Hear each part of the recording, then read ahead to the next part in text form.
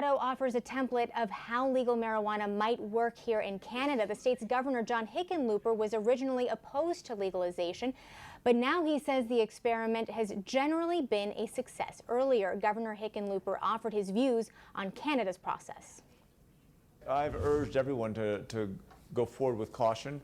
I think what Canada's doing is, looking at a national solution makes a lot more sense than doing it province by province. And I'm not going to second guess. I'm sure there have been a lot of negotiations and compromises. But I mean, I think it looks like a good basic bill. Obviously, in Colorado, we have a 21-year age that matches our drinking age. I assume that's probably the reason why the ages are different in Canada, at the age being 18 instead of 21. Sure. You and I first crossed paths in 2014, the first year of legalization, at the Aspen Ideas Festival. At the time, you still felt that this wasn't a good idea. I'm curious what has surprised you the most as you have been forced to implement a law that you didn't initially agree with. Right. I opposed it when it was first on the ballot. I was worried about, being in conflict with federal law. But I also was worried about a spike in teenage consumption. I thought maybe young kids would say, well, it's legal now, we can use more of it. And there is a lot of the brain scientists I've talked to are very concerned that when your brain is growing very rapidly, this high THC marijuana has the high potential, the high probability that it will diminish. Every time you smoke it, even once a week, would take away a sliver of your long-term memory permanently. So we were very concerned about that. But in the end, we haven't seen a gigantic increase in consumption by any age group. If anything, in the last couple of years, we're beginning to see an increase in consumption by senior citizens, which probably it's either baby boomers coming home to roost, or it's some alternative prescription against pain. So what do you have to say to our Prime Minister, Justin Trudeau, about your experience then? What would you say is the biggest lesson learned? Well, we had home grows we allowed individuals to grow up to 99 plants, which was a nightmare. It made it very difficult to get rid of the black market. There became a gray market. Canada's not going to make that mistake. Obviously, edibles is a very important part of regulation. We make sure that any kind of edibles that could remotely be appealing to a toddler or an infant, that they have to be in medicinal type containers with reclosable caps that aren't easily opened by toddlers or infants. I think that kind of safeguard is very, very important. I mean, this is a major transition in how we modulate or regulate our society. And I think, Canada's doing it the right way. They're going slowly and carefully. I think it's a smart idea that they've limited the number of places where you can have large manufacturing of marijuana. I want to get into the nitty-gritty a bit with you. Let's talk about taxes. Currently, the tax on retail marijuana sales in your state stands at 10%. Versus a sales tax of about 2.9%, if I'm not mistaken. Now you're shifting that, going from 10% to 8% coming up in July. How did you arrive at that as the sweet spot? Do you think that's going to be enough to get people out of the black market?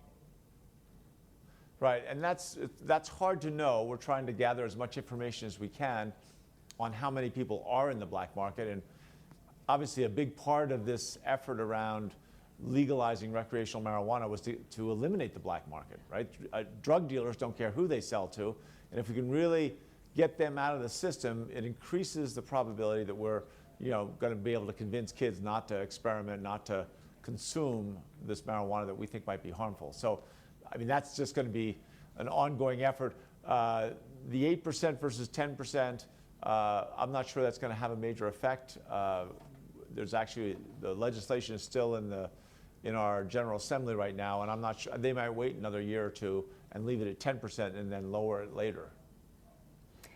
The legislation introduced here in Canada today bars any packaging that would appeal to young people. I want to get your take on that because the cannabis industry here is arguing that plain packaging is not a good idea. It doesn't help them in terms of stamping out the black market, which is a shared goal that they have with the federal government. How do you strike a balance there? Well, that's one of those things you just have to work with the stakeholders and the elected officials and kind of work through it. There's always that question, what kind of packaging does this appeal to a 12-year-old, a 14-year-old, a 16-year-old, or an 18-year-old? And some packaging is quite clear. It's a little bit like pornography when people say, well, I know it when I see it. I argue, I tend to go the more conservative way and say, let's figure out ways and criteria by which we can make sure we're not appealing to teenagers. And before I let you go, I'd like to get your take on how you have navigated the tricky landscape. Your state is legal, whereas it's still illegal at a federal level. How are you navigating things now that Jeff Sessions is overseeing the Justice Department? Well, again, this relationship between states and the federal government is always a little bit, there's always a little friction there. Certainly Jeff Sessions, when he became Attorney General, he is a much more conservative and I think much more aggressive about this issue and the existing federal laws.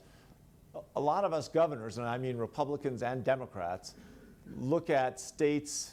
Our former Supreme Court Justice 100 years ago, Louis Brandeis said that states are the laboratories of democracy. And I think that's what's happening here. Colorado and these other states, we're really taking on a pretty careful, we're trying to be very, very cautious and really looking at addressing security and safety issues at the highest priority. But this is an experiment to see whether there's a better system than the old war on drugs, which I think most people agree was a pretty bad failure. We sent millions of kids to prison, gave them felony convictions and felony records for the rest of their lives for doing something that was nonviolent. So our goal is to see, all right, if we really do our best, even people like myself who opposed it in the beginning, let's see if we can make this work and see if there is a better system there. And in the last several years, I went from saying, this is almost impossible, to saying now, I'd rather wait a couple years and let's get some more data and see if we can get rid of the drug dealers. And we can use this tax revenue. We use a lot of the tax revenue for addiction counseling. We also are using it for, public safety issues. I mean, there are a lot of good uses that are connected to the legalization of marijuana that we are using or that we're making good use of the tax revenues with.